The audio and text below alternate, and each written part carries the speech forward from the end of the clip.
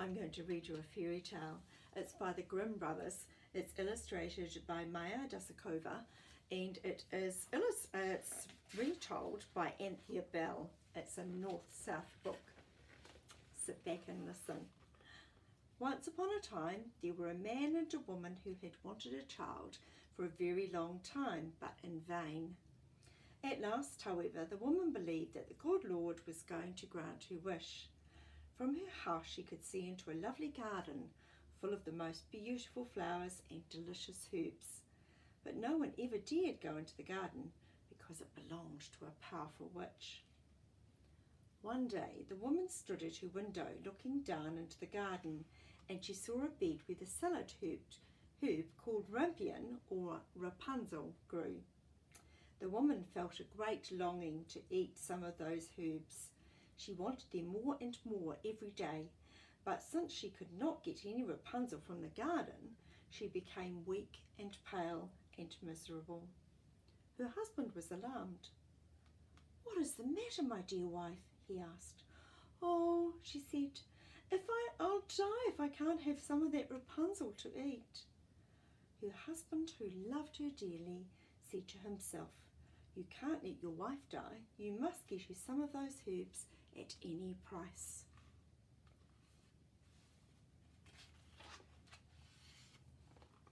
So when twilight fell that evening, he climbed over the wall into the witch's garden, hastily picked a handful of Rapunzel and brought it home to his wife. She made it into a salad at once and ate it greedily. However, she had enjoyed the Rapunzel so much that the next day she wanted it 3 times as much as before, and she asked her husband to climb over the wall into the witch's garden again. Oh dear, and there's her husband with that Rapunzel herb.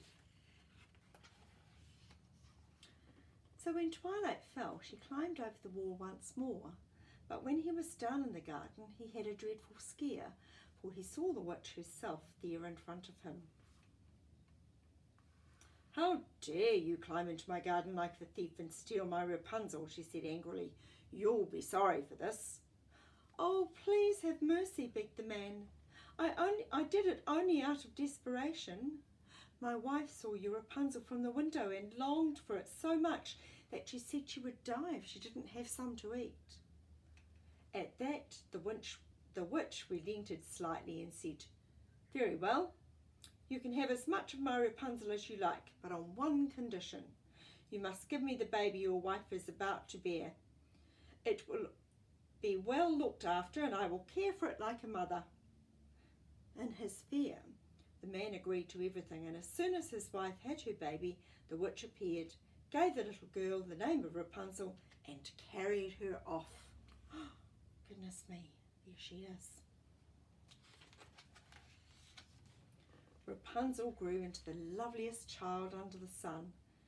When she was 12 years old, however, the witch shut her up in a tower that stood in the middle of the forest and had neither stairs nor a door. When the witch wanted to get in, she would stand at the foot of the tower and call, "Rapunzel, Rapunzel, let down your hair." Rapunzel had beautiful long hair, as fine as spun gold, and as soon as she heard the witch's voice, she would take the long braid and wind it around a hook by the window. Then her hair fell down and down, all the way down to the ground, and the witch climbed up it.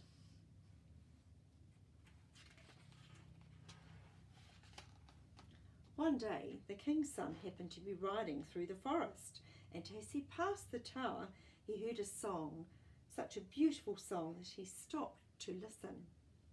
It was Rapunzel singing sweetly to pass the time in her lonely tower. The prince wanted to climb up to her and looked for a doorway into the tower, but there was no door to be found. He rode home, but the song had moved his heart so much that he went back to the forest every day to hear it. Here's the prince on his horse in the very tall tower.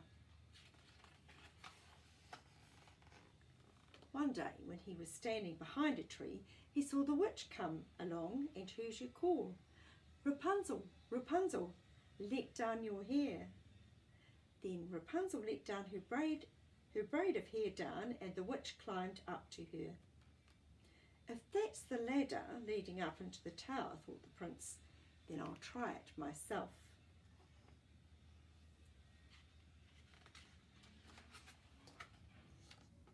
The next day, when dusk was falling, the prince went to the tower and called, "Rapunzel, Rapunzel, let down your hair."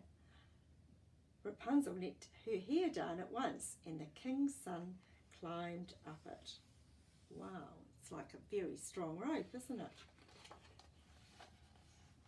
At first, Rapunzel was alarmed to see the king's son come in, for she had never set eyes on a man before. However, the prince began talking gently to her, telling her that his heart had been so moved by her singing that he could not rest until he saw her for himself. Then Rapunzel forgot her fears, and when he asked if she would marry him, she said yes and put her hand in his. "I will go with you gladly," she said, "but it will be difficult for me to get down from this tower. Every time you come to see me, you must bring me a silken cord.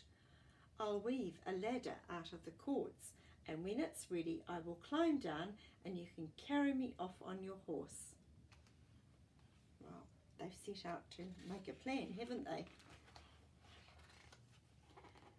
They agreed that the prince would visit her every evening until the ladder was ready, for the old witch came in the daytime. The witch noticed nothing until one day, without thinking, Rapunzel asked her, "Tell me, godmother, how is it that you seem so much heavier than the young prince when you climb up?" "Oh, you wicked child," cried the witch. "What's all this?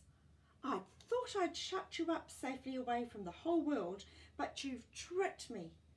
In her fury, she seized Rapunzel's lovely hair and snip, snap, cut it all off. There lay the beautiful braid on the floor. The witch had no pity on poor Rapunzel, but took her to live alone in a deserted part of the forest. Oh my goodness. I wonder what's going to happen next. That very evening, the witch fastened the braid of hair she had cut off to the hook by the window, and when the king's son came and called, "Rapunzel, Rapunzel, let down your hair," she let the hair down. The king's son climbed up. At the top of the tower, however, he found not his beloved Rapunzel, but the witch, glaring at him with venomous rage. "Aha," she said scornfully. "So you've come for your sweetheart, have you? Well, the pretty bird has flown and won't be singing any more. Rapunzel is lost to you. You will never see her again." The king's son was beside himself with grief, and in his despair he jumped out of the tower window. He was not killed, but he fell into some thorn bushes, and the thorns put out his eyes. Oh dear, there he is falling out, and he's falling into the thorn bushes. He wandered blindly through the forest, eating nothing but roots and berries, weeping and wailing for the loss of his beloved Rapunzel.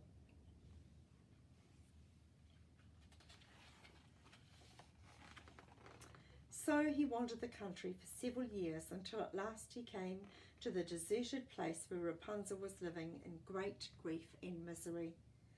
All at once he heard a voice, and it seemed to him very familiar.